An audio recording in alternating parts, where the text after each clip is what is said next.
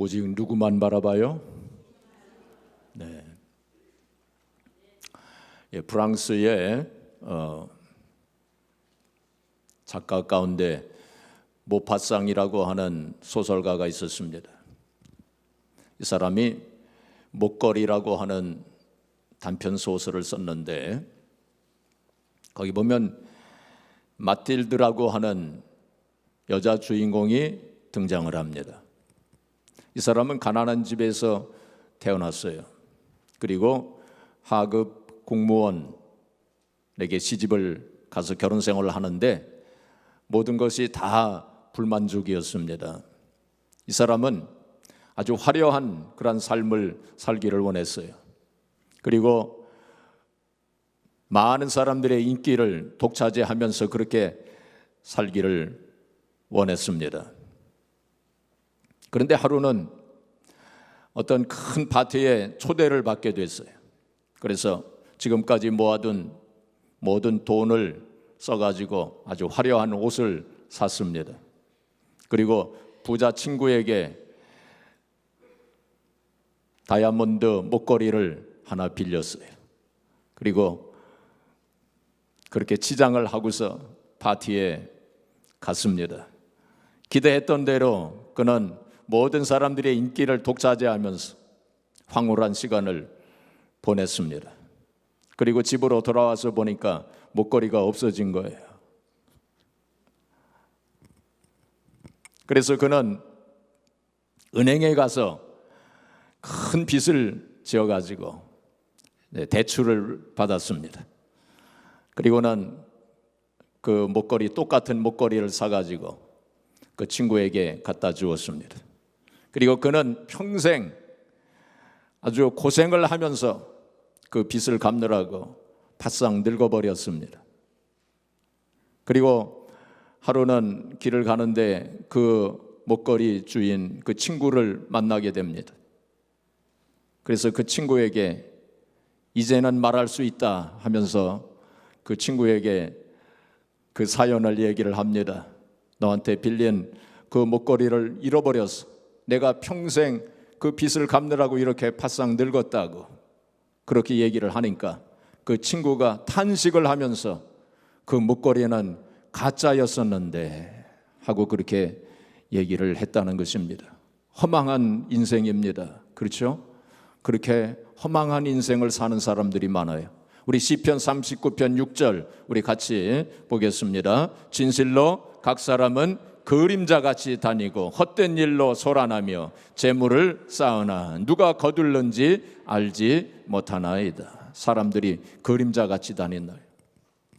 허망한 것 쫓아다니면서 세상의 쾌락과 헛된 욕망을 쫓아서 인생을 허비하는 사람들이 많다는 것입니다.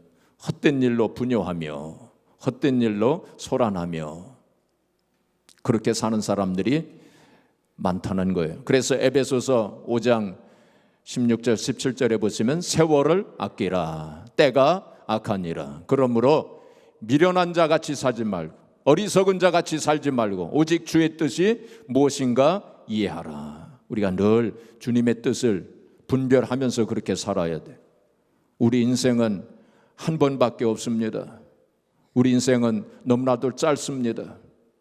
우리 인생에 여러 번 살 수 있는 거라면 이렇게도 살아보고 저렇게도 살아볼 수 있지만은 한 번밖에 없는 인생이기 때문에 그렇게 살 시간이 없다는 것입니다. 그래서 우리가 올바른 목적을 가지고 살아야 돼요. 또 올바른 소원을 가지고 살아야 한다는 것입니다. 오늘 본문 말씀에는 바로 그 바울 사도의 소원이 나타나 있어요. 바울 사도가 어떤 소원을 가지고 살았는가? 그가 다메섹 도상에서 예수님을 만난 이후로 그의 인생관이 바뀌어지고 그의 가치관이 바뀌어졌어요. 그래서 그는 평생 본문에 나오는 이 소원을 가지고 살았던 사람이었습니다. 오늘 이 본문을 통해서 바울 사도가 어떤 소원을 가지고 살았는지 그 바울 사도의 소원이 우리의 소원이 되시기를 바랍니다.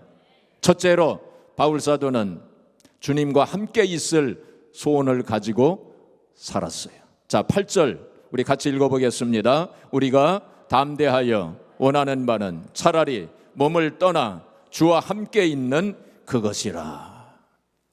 바울 사도는 늘 주님과 함께 있을 그런 소원을 가지고 살았던 사람이었어요. 이 땅에 있는 동안에도 늘 주님과 함께 있기를 소원하면서 그렇게 살았어요. 그런데 우리가 이 땅에 살게 되면 아무래도 우리가 육체를 가지고 살고 또 이 세상에 얽매여서 또 살게 되기 때문에 온전히 주님과 함께 있기가 힘들 때가 많이 있다는 것입니다. 그래서 6절에도 보시면 그러므로 우리가 항상 담대하여 몸으로 있을 때에는 주와 따로 있는 줄을 아노니. 몸으로 있을 때, 우리 육신을 가지고 있을 때는 주님과 따로 있을 때가 많다는 거예요. 주님과 온전히 함께 있기가 힘들다는 것입니다. 그렇죠? 그래서 바울 사도는 여기서 고백하기를 차라리 몸을 떠나서 주와 함께 있기를 원한다고. 그건 무슨 뜻입니까? 몸을 떠난다고 하는 이 세상을 떠나는 것을 얘기하는 거예요. 쉽게 말하면 죽어서 저 하늘나라에 가서 저 천국에 가서 주님과 온전히 함께 있기를 바라노라 하고 그렇게 고백했습니다. 그만큼 바울 사도는 주님과 온전히 함께 있는 것을 소원하면서 그렇게 살았던 그런 사람이었어요. 사람들은 다 죽기를 싫어합니다. 그렇죠? 죽기를 싫어해요. 그 인도에 그 유명한 그 재미있는 이야기가 하나 있어요. 옛날 인도에는 그 거짓 예언자들이 많이 있었답니다. 그래서 그 나라의 왕이 이 거짓 예언자들을 좀 혼을 내줘야 되겠다 이렇게 생각을 하고 거짓 예언자 한 사람을 붙잡아 오라고 했습니다. 붙잡혀 왔어요. 그래서 왕이 그 예언자에게 물었습니다. 네가 언제 죽을 것 같으냐? 그러니까 예언자에게 물어본 거예요. 네가 언제 죽을 것 같으냐?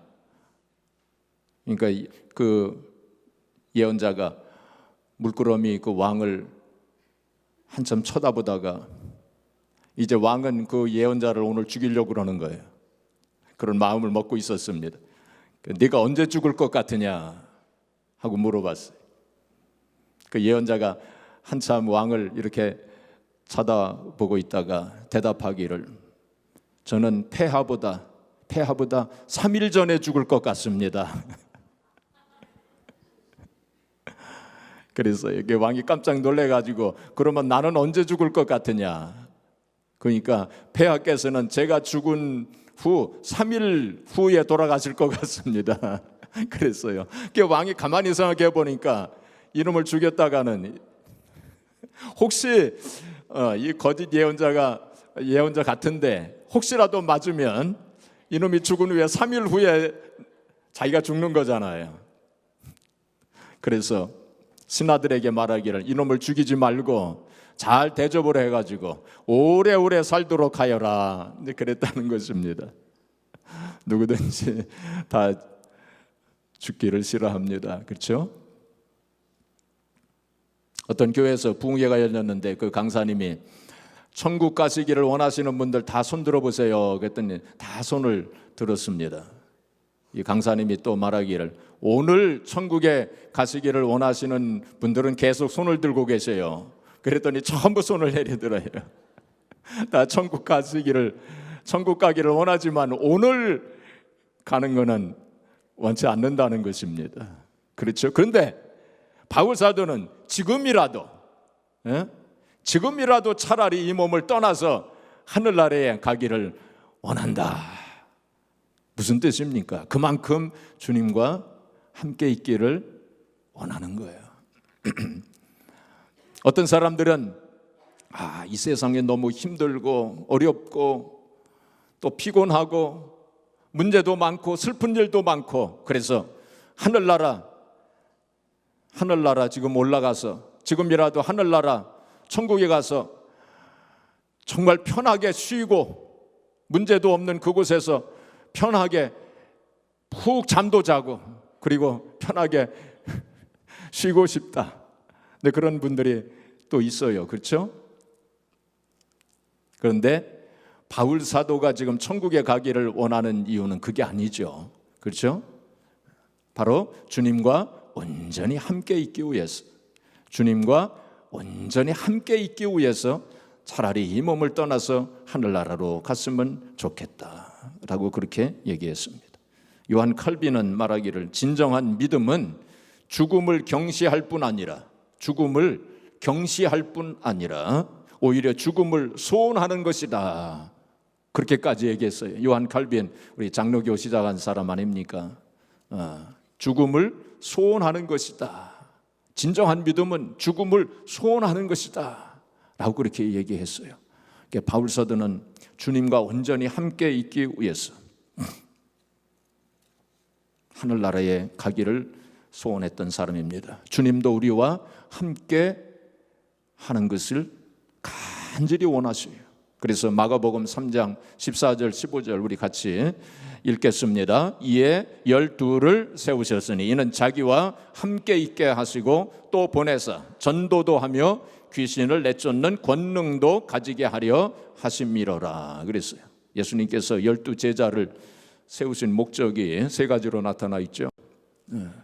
첫 번째가 뭡니까? 함께 있게 하도록 하기 위해서. 그리고 둘째는 전도도 하고 귀신을 내쫓는 권능도 있게 하려 함이니라. 그러니까 전도하고 귀신을 내쫓는 얼마나 중요한 사역입니까? 근데 그보다도 먼저 함께 있게 하기 위해서 주님께서 12 제자를 택하셨다는 거예요. 하나님께서 우리를 택하신 목적도 마찬가지입니다. 그렇죠? 다른 사역을 위해서, 사명을 위해서 하나님의 일을 하라고 우리를 택하셨지만 그보다 먼저 중요한 것은 하나님과 함께, 주님과 함께 있으라고, 그걸 위해서 우리를 택하셨다는 거예요. 우리가 기도하고 예배를 드리고 전도하고 선교하고 하나님의 일을 하고 다 중요합니다. 그러나 그보다 더 중요한 건 하나님과 함께 하는 거예요. 우리가 주님과 함께 있지 않는 그러한 신앙생활을 하면서 우리가 기도하고 예배하고 다른 하나님의 일을 하고 다 의미 없는 것이 된다는 것입니다. 그래서 여러분, 우리가 늘 주님과 함께하는 그런 시간을 많이 가지시기를 바랍니다. 특별히 사순절 기간 동안엔 주님과 함께하는 시간을 많이 가지시길 바랍니다. 옛날 그 중세 시대에 토마스 아퀴나스라고 하는 그 아주 위대한 그 신학자가 있었어요. 이 사람이 그 신학 대전이라고 하는 방대한 저서를 지은 사람이 바로 토마스 아퀴나스입니다. 이 토마스 아퀴나스가 하루는 밤새도록 그렇게 기도를 하고 있었어요. 그때 주님께서 그에게 말씀하시기를 네가 무엇을 원하느냐 하고 그렇게 토마스 아퀴나스에게 물으셨답니다. 그때 토마스 아퀴나스가 대답하기를 주님, 저는 원하는 것이 없습니다. 그러니까 주님께서 얘야, 그러지 말고 얘기해봐라. 네가 원하는 것이 뭐냐? 네가 원하는 것을 내가 다 주마 하고 그렇게 말씀을 하시니까 그때 토마스 아퀴나스가 주님, 저는 주님 한 분만으로 만족하나이다 하고 그렇게 대답을 했답니다. 이 토마스 아퀴나스는 주님과 함께 있는 그것이 얼마나 소중한 것인가, 그것이 가장 중요하다고 하는 그 사실을 깨달은 사람이었어요. 주님은 아마 그 토마스 아퀴나스의 그 대답을 듣고 아마 감동을 받으셨을 거예요. 네가 내 심정을 아는구나. 아마 그렇게 생각하셨을 것입니다. 우리가 기도할 때 하나님 이것 주세요, 저것 주세요 하고 많이 요구하는 기도를 많이 합니다. 물론 그러한 기도도 우리가 필요하고 또 그러한 기도도 하나님이 들으십니다. 그런데 어떤 때는 주님과 함께 있는 시간을 그냥 가지세요. 뭐 하나도 요구하지 말고 하나님 이것 주세요, 저것 주세요 그렇게 요구하는 시간이 아니라 그냥 가만히 주님과 함께 있는 시간, 주님 오늘 저는 주님과 함께 있기를 원합니다 하면서 주님과 함께 있는 그러한 시간을 가지세요. 주님께서 기뻐하십니다.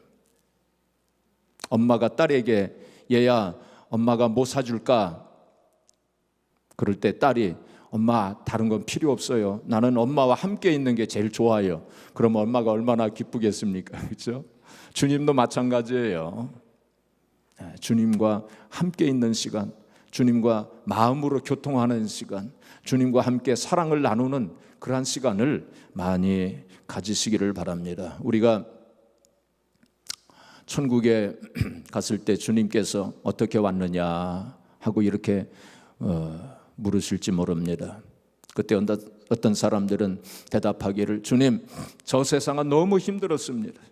너무 힘들고 어렵고 피곤하고, 그래서 이 천국에 와가지고 실컷 잠도 자고 편하게 쉬고 싶어서 이 천국에 왔습니다 하고 대답하는 사람도 있을 거예요.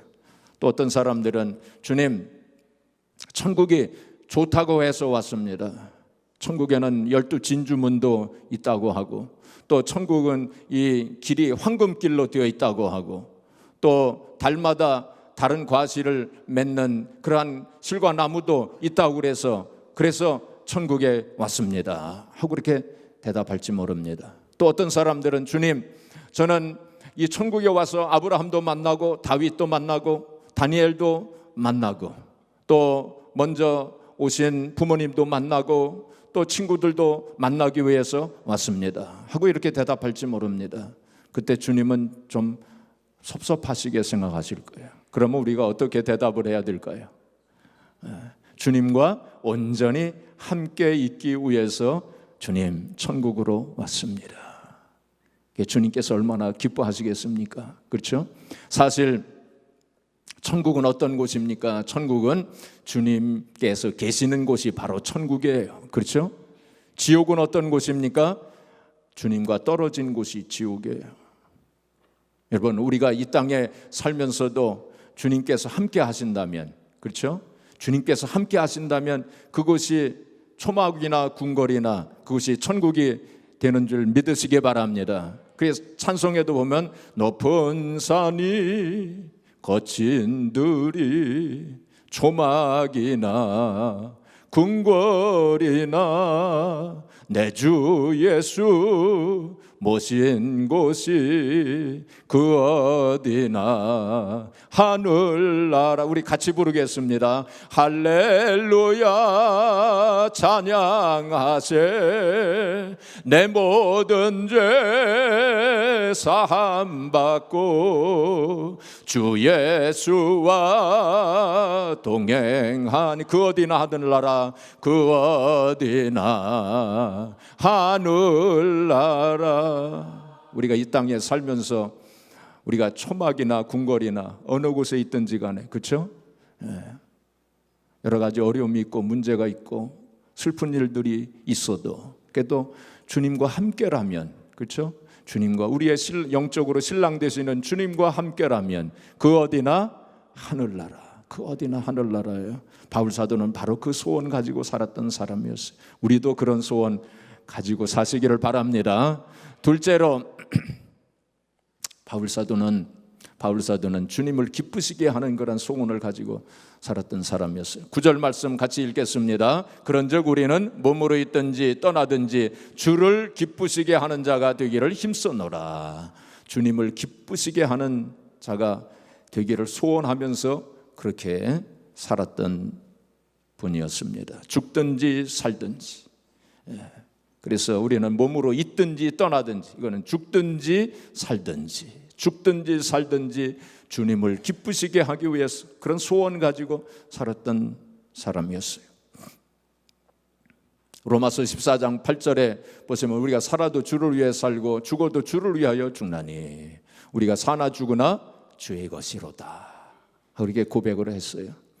그리고 고린도서 10장 31절에 지난번에도 말씀을 드린 것처럼 먹든지 마시든지 무엇을 하든지 다 하나님의 영광을 위해서 해라 그랬어요.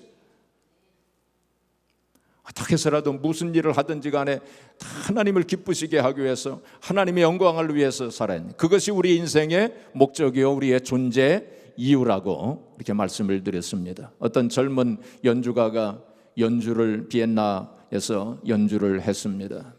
연주를 아주 훌륭하게 잘 했습니다.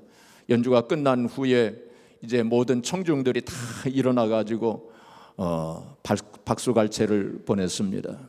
근데 이 젊은 연주자는 그 청중들이 그렇게 박수를 치는데도 그 청중들을 바라보지 않냐고 저 2층에 앉아 있는 어떤 노인을 응시했습니다. 아주 긴장 어린 눈빛으로 그 노인을 쳐다보았습니다. 이윽고 이제 그 노인이 만면에 웃음을 띄우면서 박수를 막 칩니다. 그러니까 비로소 그 연주자가 또 웃음을 띄우면서 청중들의 그 환호에 화답을 했다는 것입니다. 그 노인이 누굴까요? 바로 그 연주자를 가르친 스승이었어요. 다른 사람들, 다른 청중들이 막 박수를 치고 그렇게 칭찬을 해도 이 사람의 관심은 나를 가르친 그 스승께서 어떻게 생각하시는가? 어떤 평가를 내리시는가? 바로 거기에 관심이 있었던 거예요. 그렇죠? 우리도 마찬가지입니다. 우리가 다른 사람들이 뭐라고 하든 말든 별로 그렇게 중요하지 않습니다. 그렇죠? 주님께서 나에 대해서 어떻게 평가를 하시는가? 우리가 주님 앞에 서는 그날 우리가 늘 그것을 생각하면서 살아야 할 것입니다. 갈라디아서 1장 10절, 자 같이 읽겠습니다. 이제 내가 사람들에게 좋게 하랴, 하나님께 좋게 하랴, 사람들에게 기쁨을 구하랴. 내가 지금까지 사람들의 기쁨을 구하였다면 그리스도의 종이 아니니라. 물론 우리가 사람들에게도 칭찬받는 사람이 되어져야 하겠죠. 그렇죠? 그렇지만 더 중요한 것은 주님께서 나에 대해서 어떻게 생각하시는가, 정말로 내가 주님을 기쁘시게 하는 삶을 살고 있는가 하는 그것을 늘 생각하면서 살아야 합니다. 일본 사람 중에 미타니 야스토라고 하는 사람이 있었답니다. 이 사람은 가네보라고 하는 일본 회사의 회장이 된 사람인데, 원래는 이 사람이 그 회사의 말단 사원으로 들어갔대요. 그러니까 열심히 일을 해가지고 회장까지 되었고, 회장이 된 다음에 그 회사를 초인류 기업으로 만든 신화적인 인물이랍니다. 근데 이 사람이 원래 크리스찬이 아니었어요. 근데 아내를 만나서 아내가 전도를 해가지고 이 사람이 이제 크리스찬이 되었는데, 그때 아내가 이 사람에게 뭐라고 얘기를 했느냐면, 여보, 이제 회사에서 일할 때 그리고 이 세상에서 살아갈 때 오직 주님을 기쁘시게 하는 삶을 사세요. 출세 안 해도 괜찮아요. 그리고 오직 주님을 기쁘시게 하는 삶을 살다가 회사에서 잘려도 걱정 없어요. 회사에서 잘리면 우리 두 사람이 전도하러 다니면 되잖아요. 그러니까 걱정하지 말고, 아무것도 걱정하지 말고 오직 주님만을 기쁘시게 하는 삶을 사세요 하고 그렇게 얘기를 했답니다.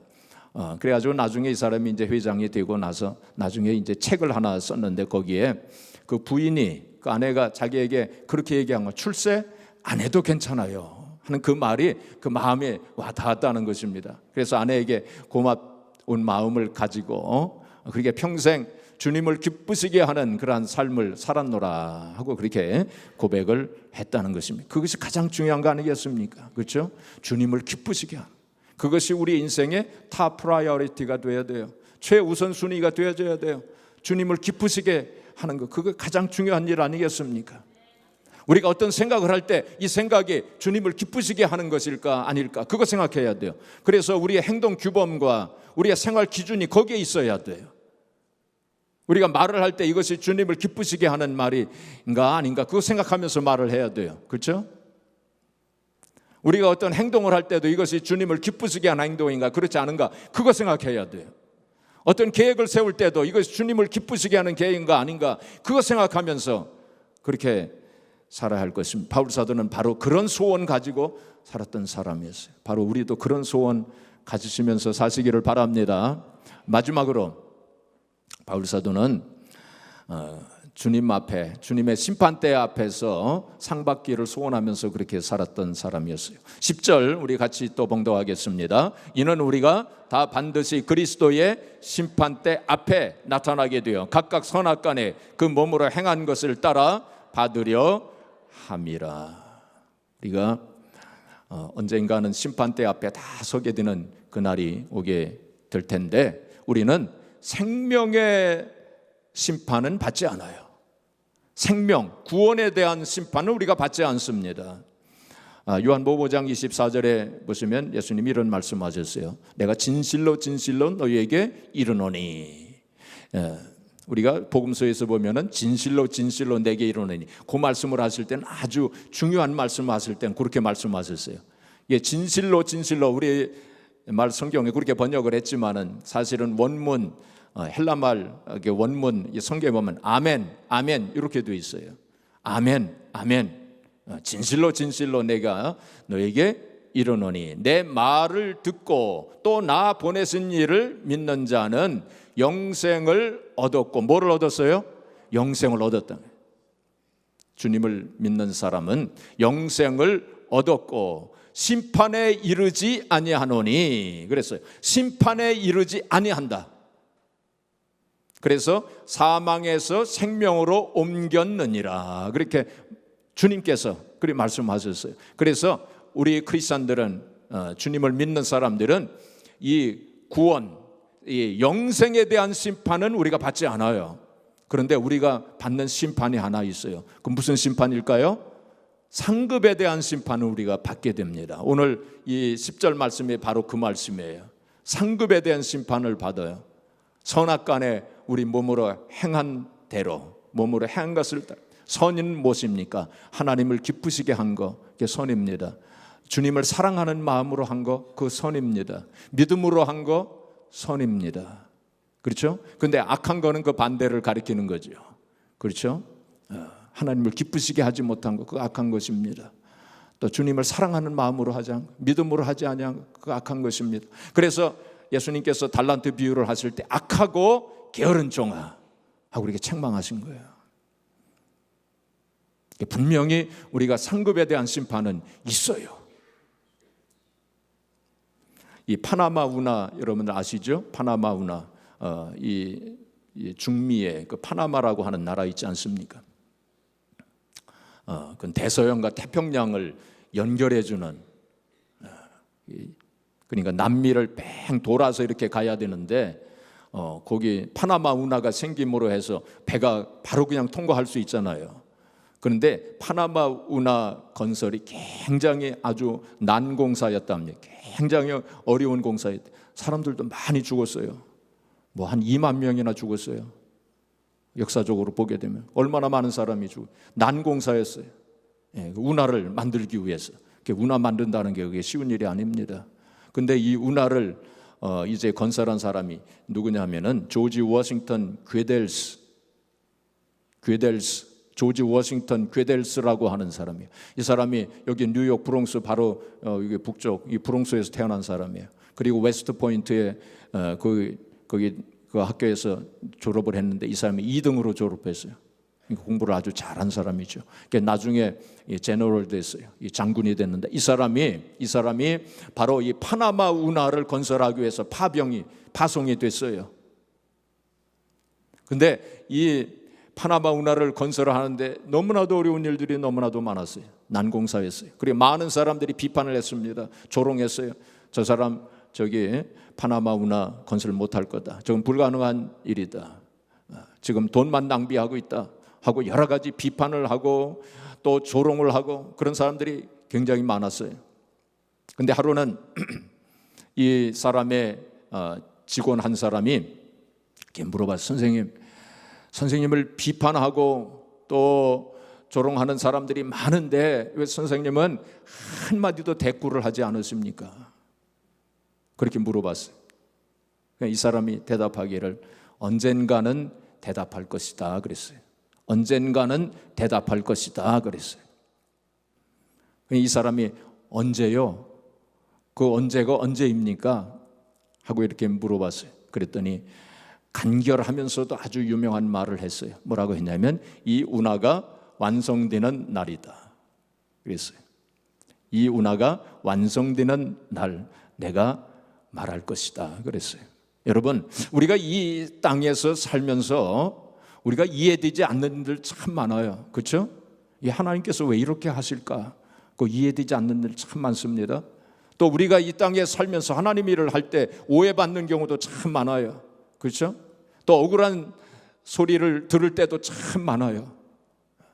그렇지만은 우리가 주님 앞에 서는 그 순간 주님께서 모든 것을 다 밝혀주실 거예요.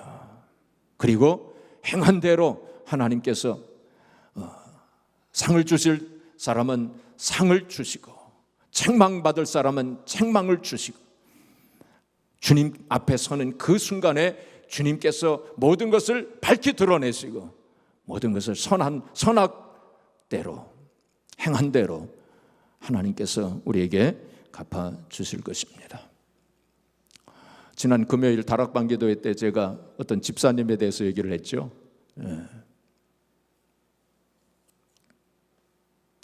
그 집사님은 아무것도 이 땅에 가지고 있는 게 없어요. 그 옷도 옷 한 벌 가지고 살아요. 근데 제가 금요일날 이제 금요일날은 자세하게 얘기를 했죠. 근데 제가 생각하기에는 하늘나라에 올라가서 그 집사님이 저보다 더 큰 상을 받을 것 같아요. 자, 히브리서 11장 6절 우리 같이 읽겠습니다. 믿음이 없이는 하나님을 기쁘시게 하지 못하나니 하나님께 나아가는 자는 반드시 그가 계신 것과 또한 그가 자기를 찾는 자들에게 상 주시는 이심을 믿어야 할지니라. 자, 믿음은 두 가지라고 그랬어요. 첫 번째는 뭡니까? 하나님이 살아계신 것. 그렇죠? 하나님이 계신 것. 이게 흔들려서는 안 돼. 하나님 계신 것 같다가 또 하나님 안 계신 것 같다가 왔다 갔다 초보에 머물러 있으면 안 된다. 제가 수요 예배 시간에 요즘에 히브리서 6장에 나오는 말씀이 초보에 머물러 있어서는 안 된다. 그 말씀. 두 번째 믿음은 뭡니까? 그러니까 자기를 찾는 자들에게 상 주시는 이심을 믿어야 할지니라. 이 상에 대해서 관심이 없는 사람은 믿음이 없는 사람이라는 거예요. 상 주시는 이심을 믿어야 돼요. 자, 그 다음에 히브리서 11장 26절 또 같이 봉독하겠습니다. 그리스도를 위하여 받는 수모를 애굽의 모든 보화보다 더 큰 재물로 여겼으니 이는 상 주심을 바라봄이라. 이건 모세에 대한 말씀이에요. 모세는 상 주심을 바라봤다고 그랬어요. 자, 김중근 목사님 얘기하고 마치겠습니다. 한국 대학생 선교회 총재이셨던 김중근 목사님이 돌아가셨지만은 이분이 이렇게 얘기했습니다. 성경에는 성도가 천국에서 상 받는다는 기록이 많다. 어떤 성도는 부끄러운 구원을 받는 성도도 있으며 어떤 성도는 크고 많은 면류관과 상급을 받는 성도가 있을 것이다. 성도는 이 세상에 사는 동안 하늘나라 큰 상을 받기를 소원하며 살아야 한다라고 그렇게 말했습니다. 사랑하는 성도 여러분, 인생은 참으로 짧고 세월은 참 빠릅니다. 벌써 2019년 4분의 1 이상이 지났어요. 굉장히 빠릅니다. 무서울 정도로 세월이 빨라요. 그렇죠? 한 번밖에 없는 인생, 우리가 허송세월에 할 수는 없습니다.